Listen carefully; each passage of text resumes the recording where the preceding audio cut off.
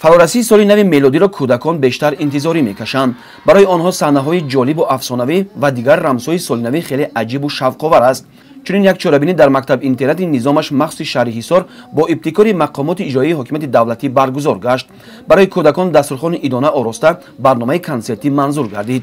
тӯҳфаҳои президенти ҷумҳурияи тоҷикистонро ки иборат аз сару либос, ашёву лавозимот ва шириниву хӯрока буд, муовини сарвазири ҷумҳурияи тоҷикистон матлубахон саториён ва роҳбарияти шаҳри ҳисор ба кӯдакон тақдим намуданд. кӯдакон изҳори миннатдорӣ намуда иброз доштанд ки илмҳои муосирро аз бар менамоянд ва ҳамчун донишманд ба воя расида бо эҳтирому арҷгузорӣ ба арзишҳои миллӣ дар пойдории истиқлоли давлатӣ ва рушду пешрафти минбаъдаи мамлакат саҳми арзанда мегузоранд. аз фурсати муносиб истифода бурда миннатдории худро ба асосгузори сулҳу ваҳдати миллӣ, пешвои миллат, президенти кишвар муҳтарам Эмомалӣ Раҳмон барои ғамхориҳои падаронааш нисбат ба маҳибон мерасонам ва мо маҳибон ваъда медиҳем ки ба ивази ғамхориҳои беназири онҳо мактабро бо баҳои хуб аъло хатм карда бо дониши худамон ояндасози ҷомеа шуда метавонем.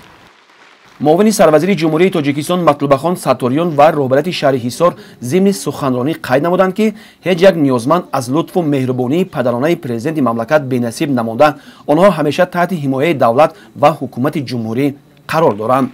ин аст ки онҳо ҳаргиз худро яккаву танҳо ҳис намекунанд ва бовар доранд ки дар фазои сулҳу оромӣ бо истифода аз шароиту имконоти фарроҳи илмомӯзӣ таҳсил намуда бо маърифати баланди инсонӣ баҳри ояндаи дурахшони ватан хизмат хоҳанд намуд. тарбиягирандагони мактаби интернати ҷумҳуриявии низомаш махсуси шаҳри ҳисор дар толори муассисаи таълимӣ бо меҳмонон рӯбарӯ истода суҳбати ошкоро намуданд ва баъдан ба эшон тӯҳфаҳои тақдимкардаи асосгузори сулҳу ваҳдати миллӣ, пешвои миллат, президенти маҳбуби кишварамон муҳтарам Эмомалӣ Раҳмон тақдим карда шуд. айни ҳол дар мактаби интернати мо 316 нафар кӯдаконе ки ба бемории полиомиелит, синдром дауна ва ноқисулақлии дараҷаи миёна гирифтор шудаанд, таълиму тарбия гирифта истодаанд.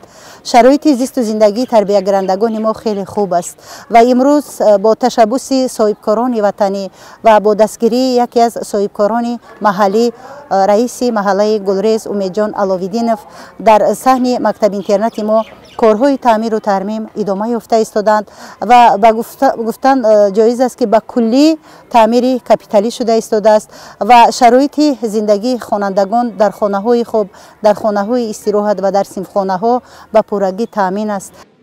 барномаи фарҳангии кӯдакона бо иштироки қаҳрамонони афсонавӣ барои кӯдакон завқовар буд ва хотири онҳоро болида гардонид. ин аз он шаҳодат медиҳад ки мардуми сарбаланди кишвар ҳидояту раҳнамоии роҳбарияти олии мамлакатро дар мавриди кӯмаку дастгирии табақаи ниёзманди ҷомеа дастгирии ҳамаҷониба менамоянд. гузориши хуршед ҳалимов, соҳибнур Абдурасулов аз шаҳри ҳисор барои барномаи иттилоотии Навид.